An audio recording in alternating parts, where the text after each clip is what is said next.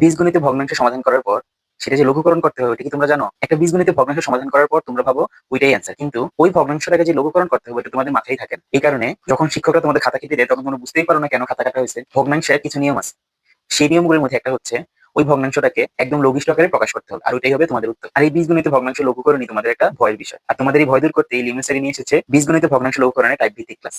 মাত্র 5টি টাইপে হবে বীজগণিত ভগ্নাংশ 14 গোষ্ঠী উত্তর। বিশ্বাস করো তোমাদের পরীক্ষায় এই 5টি টাইপের বাইরে একটা টাইপ থেকেও প্রশ্ন আসবে। তাহলে চলো আমরা ম্যাথ শুরু করি। আসসালামু আলাইকুম সবাইকে, লিমিট স্টাডির পক্ষ থেকে আমি সাইমন শাফি তোমাদের সকলকে জানাই স্বাগত। আমরা সমাধান করছি বীজগণিত ভগ্নাংশ লঘুকরণের টাইপ ভিত্তিক ক্লাস। আজকের ক্লাসে আমরা নতুন আরেকটি টাইপ দেখি, কিন্তু তোমাদের মধ্যে যারা আগের টাইপগুলো এখনো দেখো নাই তাহলে অবশ্যই আগের টাইপগুলো প্রথমে দেখে নিবা, তারপর আজকের ক্লাসটা দেখতে আসবে, কারণ আগের যে টাইপগুলো আছে ওগুলো আজকে ক্লাসের সাথে কানেক্ট। এই কারণে আগের ক্লাসগুলো যদি তোমরা দেখে এই ক্লাসটা দেখো তাহলে তোমাদের জন্য এই বিষয়টা বোঝা আরো সহজ হয়ে যাবে। তাহলে চলো আমরা ক্লাস শুরু করি। এখন আমরা বীজগণিত ভগ্নাংশ লঘুকরণের টাইপ 2 দেখবো। 1 নম্বর টাইপে আমরা সূচকের বিধির সাহায্যে বীজগণিত ভগ্নাংশকে আমরা কিভাবে লঘিষ্ঠ আকারে প্রকাশ করব তা দেখছি। এখন আমরা দেখবো যে টাইপ 2 কমনলি আমরা কিভাবে একটা বীজগণিতিক ভগ্নাংশকে লঘিষ্ঠ আকারে প্রকাশ করতে পারি। এখন দেখো আমরা কমন কিভাবে নেই, একটা রাশি যখন যোগ বিয়োগ দ্বারা সংযুক্ত থাকে তখন আমরা এই যে প্রত্যেকটা পদ থেকে প্রত্যেকটা রাশি থেকে কিন্তু আমরা কমন নিতে পারি। যেমন এই যে এই রাশিটা কিন্তু যোগ দ্বারা সংযুক্ত, এই রাশিটাও যোগ দ্বারা সংযুক্ত, অর্থাৎ একটা রাশি যখন যোগ বিয়োগ দ্বারা সংযুক্ত থাকে তখন ওই রাশি থেকে আমরা কমন নিতে পারি। যেমন আমি যদি এই ক নং প্রশ্ন সমাধান করি তাহলে তোমরা দেখো এই যে এটা যে লবের মধ্যে কি আছে, এ স্কোয়ার প্লাস এবি, আর হরের মধ্যে আছে এসি প্লাস বিসি। এখন আমরা হরের থেকে কিছু কমন নিব, লবের থেকে কিছু কমন নিব। কমন নেওয়ার পর আমরা দেখবো যে আমাদের কাটাকাটি হচ্ছে, অর্থাৎ আমরা লঘিষ্ঠ আকারে প্রকাশ করতে পারতেছি। তাহলে আমাদের যে লবের মধ্যে কি কমন যায় দেখো, এই যে প্লাসের যে বাম পক্ষে দুইটা এ আছে, এই যে এ স্কয়ার, আর ডান পক্ষে তোমার একটাই আছে, অর্থাৎ এদিকে আছে দুইটা এদিকে আছে একটাই, অর্থাৎ এই দুটো পাশে আছে, এক পাশে দুইটা আছে আরেক পাশে একটা আছে, তাহলে আমরা একটাই কমন নিতে পারি। আমরা কমন নেওয়ার ক্ষেত্রে সবসময় যেটা ছোটটা থাকবে ওইটা কমন নিব, কারণ ছোটটা সব জায়গাতেই থাকে, বড়টা উভয় জায়গাতে থাকে না। যেমন দেখো এই যে এই স্কোয়ারটা শুধু তোমার বাম পক্ষে আছে, এই স্কোয়ার কিন্তু ডান পক্ষে নেই, কিন্তু এই যে এটা কিন্তু তোমার ডান পক্ষেও আছে বাম পক্ষেও আছে, এই কারণে আমরা সবসময় ছোটটা কমন নিই। এখন যদি আমি এই যে এই দুইটাই থেকে একটাই কমন নেই, এই দুইটাই থেকে যদি আমরা একটাই কমন নিই তাহলে ভিতরে থাকে তোমার এ প্লাস বি। আমাদের ভিতরে কি থাকে, এ প্লাস বি। কিভাবে প্লাস বি থাকে, এদিকে আছে দুইটাই, এদিক থেকে একটাই কমন নিলে একটাই থাকে, আর এই যে এ বি, এদিক থেকে যদি আমি এ কমন নিই আর শুধু কি থাকে, বি থাকে। এখন তুমি যদি হরের দিকে তাকাও, হরে আছে এদিকে এ কিন্তু আছে, বিও আছে, কিন্তু এ এদিকে নাই, সি এদিকে আছে এদিকে আছে, তাহলে আমরা দেখে বুঝতে পারতেছি এদিক থেকে সি কমন যায়। তাহলে আমরা যদি সিটা কমন নেই তাহলে ভিতরে ব্র্যাকেটের ভিতর কি থাকে, এদিক থেকে সি কমন নিলে থাকে এ, আর এদিক থেকে সি কমন নিলে থাকে বি। এখন দেখো উপরেও এ প্লাস বি আছে, নিচেও এ প্লাস বি আছে, তাহলে উপরে এ প্লাস বি নিচে এ প্লাস বি কাটতে পারি, আর এই পাশে থাকে শুধু কি এ ডিভাইডেড বাই সি, এটাই আমাদের অ্যান্সার। এখন আমরা কিন্তু চাইলে যোগ বিয়োগ দ্বারা যে রাশিগুলো সংযুক্ত থাকে ওইটাই কিন্তু আমরা কাটাকাটি করতে পারি, কারণ আমরা যে ভগ্নাংশের যে নিয়ম ওটা হচ্ছে যদি একটা রাশি গুণ আকারে থাকে আর হয় তখনই আমরা মানে একটা ভগ্নাংশের মধ্যে কাটাকাটি করতে পারি। যেমন দেখো এই যে এ এর সাথে কিন্তু এ প্লাস বি গুণ আকারে আছে, আর সি এর সাথেও এ প্লাস বি গুণ আকারে আছে, এই কারণে আমরা এ প্লাস বি আর এ প্লাস বি কাটাকাটি করতে পারছি। কিন্তু যদি এটা এরকম থাকতো যে A plus B divided by A minus B, ধরো এরকম আছে A plus B divided by A minus B, তাহলে কিন্তু আমরা কাটাকাটি করতে পারবো না, কারণ এদিকে কিছুই গুণ আকারে নেই। গুণ আকারে কাটাকাটি করার মূল শর্ত হচ্ছে আমরা যেটাকে কাটবো ওইটাকে গুণ আকারে থাকতে হবে, যদি গুণ আকারে থাকে তাহলে আমরা এটা কাটতে পারবো। এদিকে কিন্তু দেখো এই এ আর এ বি আর এ বি কাটাকাটি আমরা করতে পারবো না, যদি করি তাহলে ভুল হবে। অনেকে কি করে, মানে তারা ভাগ আকারে দেখেই কাটাকাটি করে ফেলে, কিন্তু এটা ভুল, কারণ এর এ আর বি যোগ আকারে আছে, এ আর বি বিয়োগ আকারে আছে, কিন্তু এদিকে যে প্লাস বিটা আছে এটা এর সাথে কিন্তু গুণ আকারে আছে, এই সিটাও এ প্লাস বিটা সি এর সাথে গুণ আকারে আছে, এই কারণে আমরা কাটাকাটি করতে পারছি। তাহলে আমাদের সবসময় যখন আমরা কাটাকাটি করবো লঘিষ্ঠ আকারে প্রকাশ করবো, আমাদের যখন আমরা যেটা কাটাকাটি করি না কেন আমাদের ওই আমরা যেই অংশটা কাটবো ওটা অবশ্যই গুণ আকারে থাকতে হবে। এখন যদি আমি খ নং প্রশ্ন সমাধান করি তাহলে দেখো এই যে 2m+4, এই যে উপরে যে লবটা 2m+4, এদিকে আমরা কি কমন নিতে পারি, এম কিন্তু কমন নিতে পারি না, কারণ এম শুধু এদিকে আছে, 4 এর সাথে কিন্তু এম নাই, তাহলে আমরা এম কমন নিতে পারি না। কিন্তু আমরা যদি 2 কমন নিই, 2 কিন্তু এদিকেও আছে, এই 4 এর মধ্যে 2 আছে। এখন 4 এর মধ্যে 2 কিভাবে আছে, তোমরা যদি এরকম চিন্তা করো যে 4 এর মধ্যে 2 কিভাবে আছে, যে 4 = 2+2, তাহলে তোমাদের এই ধারণাটা একদম ভুল, কারণ কমন নেওয়ার ক্ষেত্রে সবসময় আমরা গুণের দিকে খেয়াল করবো, যোগ বিয়োগ না, শুধু আমাদের গুণের দিকে খেয়াল করতে হবে। এই কারণে আমাদের কিভাবে দেখতে হবে, 4 = 2 × 2, 4 = 2 × 2 যদি গুণে 4, এই যে এই 4 এর মধ্যে 2 আছে, দুইটা। তাহলে আমরা এই যে 2m প্লাস 4 এর মধ্যে থেকে 2 কমন নিতে পারি, কারণ 2টা এদিকেও আছে, এই 4 এর মধ্যেও 2 আছে গুণাকারে। তাহলে আমরা এই যে তোমার লবে থেকে 2 কমন নিলে, এই যে 2m থেকে 2 কমন নিলে শুধু m থাকে, আর এই 4 থেকে যদি আমরা 2 কমন নিই তাহলে 2 থাকে। এখন নিচে দেখো, নিচে নিচে কিন্তু আমরা m কমন নিতে পারি না, কারণ mটা শুধু 3 এর সাথে আছে, 6 এর সাথে তোমার m নাই। তাহলে আমরা যদি 3 কমন নেই, দেখো এই যে এই 3m এর ভিতরে 3 আছে, এখন 6 এর ভিতরে কি 3 আছে? আমরা তো 4 এর ক্ষেত্রে দেখছি যে 2 যোগ 2 করলেও 4 হয়, 2 গুণ 2 করলেও 4 হয়। এখন 6 এর ক্ষেত্রে বলো তো, 6 এর ক্ষেত্রে কিরকম হয়? 6 এর ক্ষেত্রে আমরা কিভাবে যদি যোগ করি তাহলে অনেকভাবে যোগ করা যায়, 2 যোগ 4, অথবা আমরা এভাবে যোগ করতে পারি 5 প্লাস 1। কিন্তু কমন নেওয়ার ক্ষেত্রে আমরা সবসময় গুণ আকারে প্রকাশ করবো। যেমন 6 কে আমরা কিভাবে গুণ আকারে প্রকাশ করতে পারি? 3 ইন্টু 2, 3 ইন্টু 2 মানে কি 6। এখন আমরা দেখবো এই যে এই 6 এর মধ্যে কিন্তু 3 আছে, দেখছো? এই 4 এর মধ্যে যেমন 2 ছিল, এই 6 এর মধ্যেও কিন্তু 3 আছে। তাহলে আমরা যদি এখন এদিক থেকে কমন নেই, এই 3m থেকে যদি 3 কমন নেই তাহলে m থাকে, প্লাস এই 6 এর থেকে যদি 3 কমন নেই আর কি থাকে? 2 থাকে। এখন দেখো হরের মধ্যেও m প্লাস 2 আছে গুণ আকারে, এই যে তোমার হরের মধ্যেও m প্লাস 2 আছে গুণ আকারে। তাহলে আমরা এই m প্লাস 2 m প্লাস 2 কাটতে পারি, উপরে থাকে 2 নিচে থাকে 3, এটাই আমাদের অ্যান্সার। তুমি কি গণিতে দুর্বল? তাহলে আগে বলবো না ওই সব ম্যাথ করে ফেলছো, এখন নিজে থেকে একটা ম্যাথ সমাধান করতে পারো না? গণিত দেখলেই মাথা চুলকায়। খুশকি খুশকি খুশকি তো আমার মাথা, কিন্তু তোমার তো গণিতে খুশকি, এই কারণে গণিত দেখলেই তোমার মাথা। আর এই খুশকি দূর করতে লিমোসিটি নিয়ে এসেছে ক্লিয়ার ম্যান। সিরিয়াসলি তোমরা কি এটাই ভাবছো আমি এটা বলবো? অবশ্যই না। গণিতে তোমাদের চুলকানি দূর করতে লিমোসিটি নিয়ে এসেছে math basic to pro course. Math basic to pro course, এই কোর্সে থাকছে যোগ বিয়োগ সংক্রান্ত সমস্যা সমাধান। অর্থাৎ একই রাশিতে যখন অনেকগুলো যোগ বিয়োগ থাকে তখন ওই রাশিটাকে কিভাবে সমাধান করতে হয় এটাই আমরা এই প্রথম টপিকে শিখবো।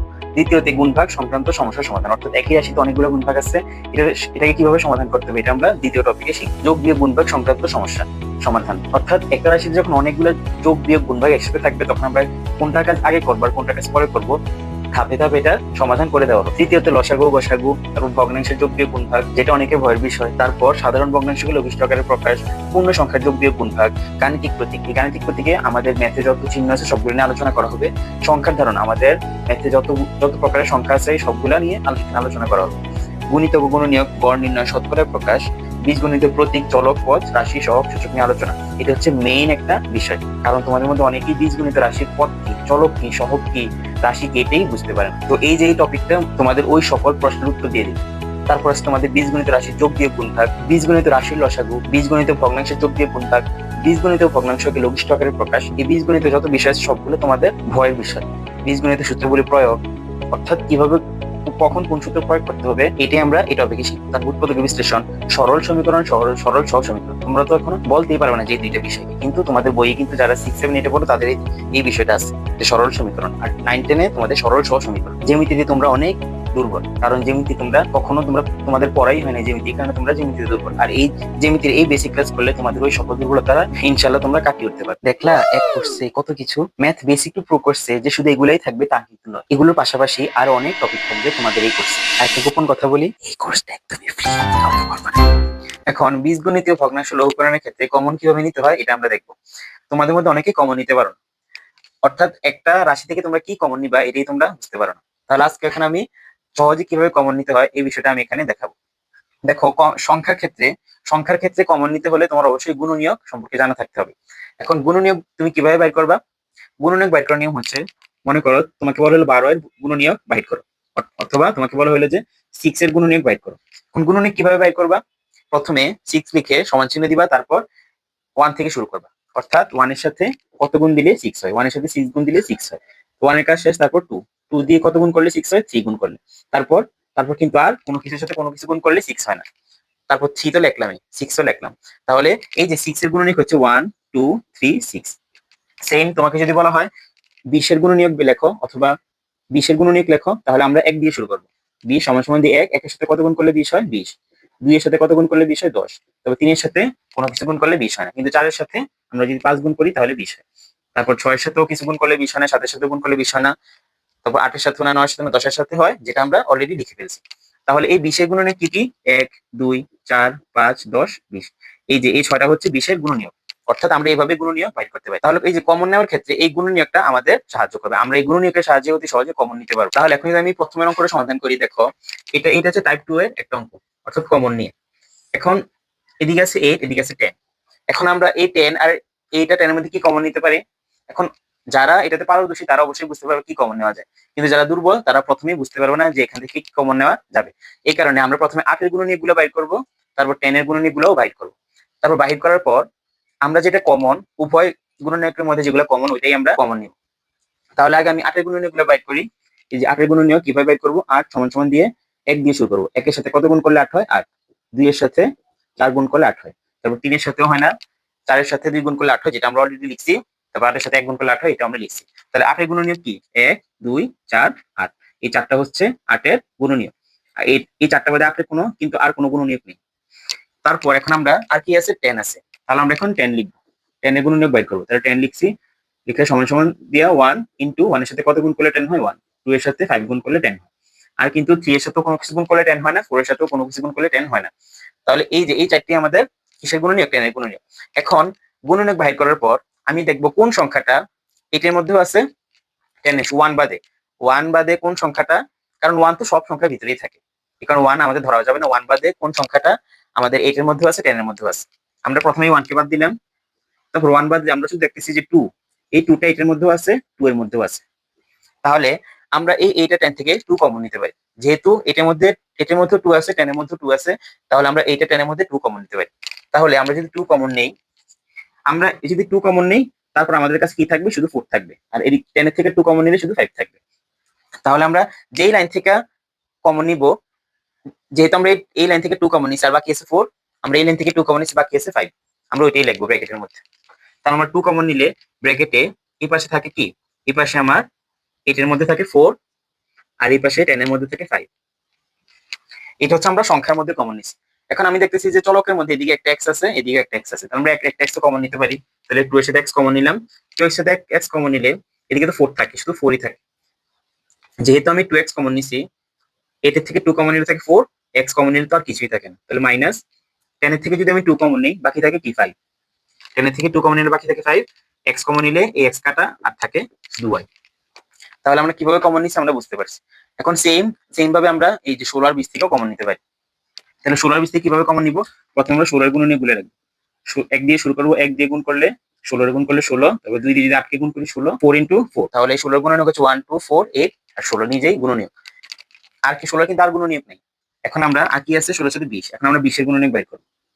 1 দিয়ে যদি 20 কে গুণ করি তাহলে 20 হয়, 2 দিয়ে 10 কে গুণ করলে 20 হয়, 3 দিয়ে কোনো কিছু গুণ করলে 20 হয় না, কিন্তু 4 দিয়ে যদি 5 কে গুণ করি তাহলে 20 হয়। 6 দিয়েও কোনো কিছু গুণ করলে 20 হয় না তোমার, 8 দিও না, 9 দিও না, 10 দিয়ে 2 গুণ করলে 20 হয়, যেটা আমরা অলরেডি লিখে ফেলছি। তাহলে এইগুলোই হচ্ছে আমাদের 20 এর গুণনীয়ক। এখন আমি দেখবো 16 আর 20 এর মধ্যে কোন সংখ্যাটা কমন, অর্থাৎ কোন সংখ্যাটা 16 এর মধ্যেও আছে, 20 এর মধ্যেও আছে। তাহলে এদিকে দেখো, এই যে 16 এর মধ্যে 2 আছে তোমার, আবার 4 ও আছে। 2 আছে আমাদের, 4 আছে। এখন তুমি প্রশ্ন করতে পারো, এখন তুমি কোনটা কমন নিবা? 2 কমন নিবা নাকি 4 কমন নিবা? আমরা সবসময় বড় সংখ্যাটা কমন নিব। সংখ্যার ক্ষেত্রে আমরা বড় সংখ্যাটা কি করবো? কমন নিব। যেহেতু এদিকে 2 আছে 4 আছে, এখন বড় সংখ্যা হচ্ছে 4, তাহলে আমরা 4 কমন নিব। এখন 4 যদি কমন নেই, ব্র্যাকেটের মধ্যে আর কি থাকে? এদিকে থাকে 4 আর এদিকে থাকে শুধু 5। তাহলে 4 কমন নিলে এই 16 এর মধ্যে কি থাকে? 4 থাকে। আর 20 এর মধ্যে কি থাকে? 5। এখন দেখি চলক কমন যায় কিনা। এদিকে একটা x আছে, এদিকে একটা x আছে, তাহলে x একটা কমন যায়। তাহলে 16x থেকে যদি 4x কমন নেই, তাহলে x তো বাদ যায়, আর 16 থেকে 4 কমন নিলে শুধু 4 থাকে। আর মাইনাস 20xy থেকে যদি আমি 4x কমন নিই, তাহলে 20 থেকে 4 কমন নিলে থাকে 5, x থেকে x কমন নিলে কিছুই থাকে না, থাকে শুধু y। তাহলে এখন আমরা দেখতেছি 4 - 5 এর উপরে গুণাকার আছে, নিচে গুণাকার আছে। তাহলে উপরে থাকে 2x, নিচে থাকে আমার 4x। অর্থাৎ এদিকে দেখো আবার কিন্তু এদিকে কাটাকাটি যায়, ax উপরে x নিচে কাটাকাটি যায়, কারণ ax এর 2 এর সাথে গুণাকার আছে, ax এর 4 এর সাথে গুণাকার আছে। আর থাকে কি? 2/4। এখন এটাও কাটাকাটি যায়, 2 একে 2, 2 দুগুণে 4, অর্থাৎ 1/2। এটাই আমাদের কি অ্যান্সার। এখন আমরা এই সেম নিয়মে এই অঙ্কটারও সমাধান করব। দেখো উপরে আছে 9 আর 12, আর নিচে আছে 15 আর 20। এখন এদিকেও সংখ্যা আছে, আমরা এদিক থেকে যেহেতু কমন নিতে হবে আমাদের, এই কারণে আমরা কিভাবে কমন নিতে হবে? আগে গুণনীয়ক গুলো বাইর করব, তারপর আমরা কমন নিব। আমরা সবসময় নেবো সংখ্যার ক্ষেত্রে আমরা বড় যে সংখ্যার এটা কমন নিব, আর চলকের ক্ষেত্রে আমরা ছোট চলকটা কমন নিব। তাহলে আমরা 9 আর 12 মধ্যে কি কমন নিতে পারি? আমরা এই 9 আর 12 এর গুণনীয়ক বাইর করলে বুঝতে পারবো। তাহলে 9 এর গুণনীয়ক গুলো কি কি? 9 এর গুণনীয়ক আমরা বাইর করতে হলে আমরা সব মানে শুরু থেকে গুণ দিয়ে দেখবো এগুলো গুণনীয়ক কি কি। 1 দিয়ে আমরা 9 কে গুণ করলে হয় 9, 2 দিয়ে কোনো কিছু গুণ করলে 9 হয় না, 3 দিয়ে থেকে গুণ করলে হয় 9, তারপর 4 দিয়েও কিছু গুণ করলে 9 হয় না, 5 দিও না, 6 দিও না, 7 দিও না। অর্থাৎ এই 9 এর যে গুণনীয়ক এটা হচ্ছে এই চারটাই এই 9 এর গুণনীয়ক। এখন আমরা 12 এর গুণনীয়ক বের করবো। তাহলে আমরা 1 দিয়ে শুরু করি। 1 দিয়ে 12 গুণ করলে 12, 2 দিয়ে 6 গুণ করলে 12, 3 দিয়ে 4 গুণ করলে 12। তারপর 6 দিয়ে 2 গুণ করলে 12, যেটা আমরা অলরেডি লিখছি। তাহলে এই 12 এর গুণনীয়ক হচ্ছে এই 6টা। এখন এক বাদে দেখি কোন সংখ্যাটা উভয়টার মধ্যে কমন আছে। যদি 2টা থাকে 3টা থাকে তাহলে সবচেয়ে বড়টা কমন নিব, আর যদি একটা থাকে তাহলে একটাই কমন নিব। তাহলে এদিকে দেখো 9 এর মধ্যে 3 আছে, 12 এর মধ্যে 3 আছে। তাহলে 9 এর থেকে আমরা 3 কমন নিতে পারি, 12 থেকেও 3 কমন নিতে পারি। যদি 3 কমন নেই 8 থেকে 3 আর 4, এদিক থেকে 3 কমন নিলে 8 থেকে 4। তাহলে আমরা যদি প্রথমে কি কমন নেওয়া যায়, 3 কমন নেওয়া যায়। 3 কমন নিলে ব্র্যাকেটের মধ্যে থাকে, আমরা শুধু এখন সংখ্যা কমন নিতেছি, চলকের জন্য জায়গা খালি রাখতে হবে। যদি চলক কমন যায় তাহলে লিখবো, না গেলে তো লিখবো না। তাহলে প্রথমে 3 লিখলাম, তারপর 9 এর থেকে যদি 3 কমন নেই আর কি থাকে আমাদের 3 থাকে, তাহলে 3 লিখলাম। তারপর আমরা লিখতে পারি প্লাস, এদিকে আমাদের কি কমন যায়, 12 থেকে যদি আমরা 3 কমন নিই আর থাকে 4, তাহলে আমরা এদিকে 4 লিখলাম। তাহলে আমরা সংখ্যা কমন নিলাম। এখন চলক কমন নেই, এদিকে আছে 2টা পি, এদিকে আছে 1টা পি। তাহলে চলকের ক্ষেত্রে আমরা ছোটটা কমন নিই, তাহলে পি একটা কমন নিলাম। পি একটা কমন নিলে এদিকে থাকে শুধু 1টা পি, আর এদিকে থাকে শুধু কিউ। তাহলে আমরা 9p² থেকে 3p কমন নিছি, ঠিক আছে। 9p, এই 9 থেকে 3 কমন নিলে, এই 9 থেকে 3 কমন নিলে আর থাকে 3, যেটা দিকে লেখা হয়েছে। p² থেকে 2টা পি থেকে 1টা পি কমন নিলে থাকে 1টা পি, প্লাসের প্লাস। 12 থেকে যদি 3 কমন নেই আর থাকে 4, যেটা দিকে লেখা হয়েছে। পি কিউ থেকে পি কমন নিলে আর থাকে কিউ, যেটা ওইদিকে লেখা হয়েছে। আশা করি এই কমন নিয়মটা বুঝতে পারছি। এখন নিচে আমরা সেম কাজটা করবো। এদিকে আছে 15, এদিকে আছে 20। আমরা 15 আর 20 এর গুণনীয়ক বের করবো। 1 এর সাথে 15 গুণ করলে 15, 3 এর সাথে 5 গুণ করলেও 15। 15 গুণনীয়ক 4টাই হয়। তারপর এখন আমরা 20 এর গুণনীয়ক বের করবো। 1 এর সাথে 20 গুণ করলে 20, 2 এর সাথে 10 গুণ করলে 20, 4 এর সাথে 5 গুণ করলেও 20। তাহলে এইটা হচ্ছে 20 এর 6টা গুণনীয়ক। এখন আমরা দেখবো কোন গুণনীয়কটা এক বাদে কোন সংখ্যাটা উভয়টার মধ্যে আছে। এক বাদ দিলাম, আর কি আছে দেখো, এদিকেও 15 এর মধ্যে 5 আছে, 20 এর মধ্যেও 5 আছে। তাহলে আমরা 5 কমন নিতে পারি। তাহলে 5 কমন নিলাম। 5 কমন নিলে আমাদের এই 15 এর মধ্যে কি থাকে, 5 কমন নিলে 15 এর মধ্যে থাকে 3, প্লাস এই যে 5 কমন নিলে 20 এর মধ্যে থাকে 4। তাহলে আমরা শুধু সংখ্যা কমন নিয়েছি, চলকের জন্য আমাদের জায়গা খালি রাখতে হবে। এখন দেখি চলক কমন যায় কিনা। এদিকেও 2টা পি, এদিকেও 1টা পি। তাহলে আমরা ছোটটা কমন নিব, 1টা পি কমন নিব। 1টা পি কমন নিলে এই পাশে 2টা পি থেকে থাকে 1টা পি, আর এই পাশে পি কমন নিলে কিছুই থাকে না, থাকে শুধু 4q। তাহলে এখন দেখো, আমরা এই পাশেও 3p + 4q গুণাকারে আছে, নিচে 3p + 4q গুণাকারে আছে। তাহলে উপরে 3p + 4q, নিচে 3p + 4q কাটা যায়, উপরে থাকে 3p ডিভাইডেড বাই 5p। এখন দেখো উপরে p আছে নিচে p আছে, এটাও তাহলে কাটা যায়, উপরে থাকে 3 ডিভাইডেড বাই নিচে থাকে 5। এটাই আমাদের অ্যান্সার। আশা করি কমন কিভাবে নিতে হয় এটা তোমরা বুঝতে পারছো। কমন নিয়মের সবচেয়ে সহজ টেকনিক হলো গুণনীয়কগুলোকে বাইর করা। বাইর করার পর যেটা কমন, যেটা যে সংখ্যাটা উভয় গুণনীয়কের মধ্যে থাকে ওইটা কমন নিবা। তারপর ওইটার পাশে যে সংখ্যাটা থাকবে, অর্থাৎ যেই লাইনটা থেকে কমন নিবা, একটা তো কমন নিবা, তবে আরেকটা তো থাকবে, ওইটাই আমরা ব্র্যাকেটের মধ্যে লিখতে হবে। আশা করি কমনের বিষয়টা তোমরা বুঝতে পারছো। বীজগণিতীয় ভগ্নাংশ লঘুকরণ, যেটাকে আমি 7টি টাইপে ভাগ করেছি। টাইপ 1 হচ্ছে সূচকের বিধির সাহায্যে, টাইপ 2 হচ্ছে কমন নিয়ে, টাইপ 3 হচ্ছে তোমার সূত্রের সাহায্যে, অর্থাৎ সূত্র থেকে আমরা ফর্মুলাতে কনভার্ট করবো। টাইপ 4 হচ্ছে ফর্মুলা থেকে সূত্রে কনভার্ট করবো। টাইপ 5 হচ্ছে তোমাদের কমন নিয়ে প্লাস সূত্রের সাহায্যে। টাইপ 6 হচ্ছে সূত্র প্লাস ফর্মুলা, এবং টাইপ 7 হচ্ছে মধ্যম পদকে ভেঙে। এখন প্রত্যেকটা টাইপ আমি করে দিলাম এবং তোমরা শুধু শুধু দেখলে। এখন শুধু দেখার মাধ্যমে কিন্তু নিজের যোগ্যতা যাচাই করা যায়। নিজের যোগ্যতা যাচাই করতে পারবো তখনই যখন তুমি নিজে থেকে ম্যাথ প্র্যাকটিস করবে। এখন এই প্র্যাকটিসের জন্যই এই ভিডিও ডেসক্রিপশন বক্সে তোমাদেরকে একটা পিডিএফ দেওয়া হয়েছে। ওই পিডিএফ এ টাইপ 1 থেকে 7 এর প্রত্যেকটা ম্যাথ দেওয়া আছে। এখন তোমরা ওই পিডিএফ থেকে প্র্যাকটিস করতে পারো। এখন তোমাদের এসডব্লিউ হচ্ছে ওই পিডিএফ এর ম্যাথগুলো সমাধান করা। এই ম্যাথগুলো সমাধান করে তোমরা ডেসক্রিপশন বক্সে একটা হোয়াটসঅ্যাপ নাম্বার দেওয়া আছে, ওই নাম্বারে তোমরা পাঠিয়ে দিবা। তাহলে আমি তোমাদের এই ম্যাথগুলো দেখে যাচাই করতে পারবো যে তোমরা আসলে এই ম্যাথগুলো তোমরা কেমন বুঝতে পেরেছো। এই এইচডব্লিউ পাশাপাশি তোমাদের জন্য রয়েছে প্রোডাক্টিভিটি টাস্ক। এই টাস্কে তোমরা নিজেদের দক্ষতা যাচাই করতে পারবে। অর্থাৎ এই টাস্কে তোমাদের কি করতে হবে, ওই টাইপ দিয়ে কয়েকটি স্ট্যান্ডার্ড কোয়েশ্চেন বানাও। দেখছো, অর্থাৎ তোমরা যদি একটা জিনিস বুঝো, তারপর ওই জিনিসটা বুঝো, ওই জিনিসের উপর কোয়েশ্চেন বানাতে পারো, তাহলে দেখো তোমাদের ওই বিষয়টার ব্যাপারে ধারণা রাখা কতটা ক্লিয়ার হয়ে যাবে। এটা হচ্ছে তোমাদের প্রোডাক্টিভিটি টাস্ক। এই টাস্কটা যারা যারা কমপ্লিট করবে তাদের নাম একটা নির্দিষ্ট ভিডিওতে ঘোষণা করা হবে। অর্থাৎ তোমাদের টাস্কের কাজটা কি, আমি যে টাইপগুলো দিছি এই টাইপগুলো দিয়ে একটি স্ট্যান্ডার্ড কোয়েশ্চেন বানাও। কোয়েশ্চেন বানিয়ে আমাকে পাঠাও। যার কোয়েশ্চেনগুলো আমার কাছে সবচেয়ে ভালো মনে হবে, অর্থাৎ সুন্দর মনে হবে, তার নামগুলা একটা নির্দিষ্ট ভিডিওতে এবং নির্দিষ্ট ক্লাসে ঘোষণা করা হবে। তুমি চিন্তা করো, তুমি যদি একটা ম্যাথ সলভ করে ওই ম্যাথের উপর নিজে থেকে কোশ্চেন বানাতে পারো, তখন ওই ম্যাথটাকে ভুলার অথবা ওই ম্যাথটাকে না বোঝার কি তোমার কোনো চান্স আছে? অবশ্যই নাই। এই কারণেই এই টাস্কটা তোমাকে দেওয়া। আশা করি তোমরা এইচডব্লিউ কমপ্লিট করে এই টাস্কটাও তোমরা কমপ্লিট করবে এবং ডিসক্রিপশন বক্সে দেওয়া হোয়াটসঅ্যাপ নাম্বারে তোমরা পাঠিয়ে দিবে। আশা করি আজকের ট্যাগগুলো তোমরা সহজেই বুঝতে পারছো। আমার বোঝানোর ধরন তোমাদের কেমন লাগে এবং কোন জায়গাটা তোমরা বুঝতে পারো নাই সেটা তোমরা কমেন্টে জানিয়ে দাও। আর এই ভিডিওটা যদি তোমার উপকারে আসে তাহলে অবশ্যই একটা লাইক করে দিবা, আর লিওমেন স্টাডি চ্যানেলকে সাবস্ক্রাইব করে অবশ্যই পাশে থাকবে। ইনশাআল্লাহ পরের ভিডিওগুলোতে সামনের ট্যাগগুলো নিয়ে আলোচনা করা হবে। তাহলে আজকের জন্য এতটুকুই। আল্লাহ হাফিজ।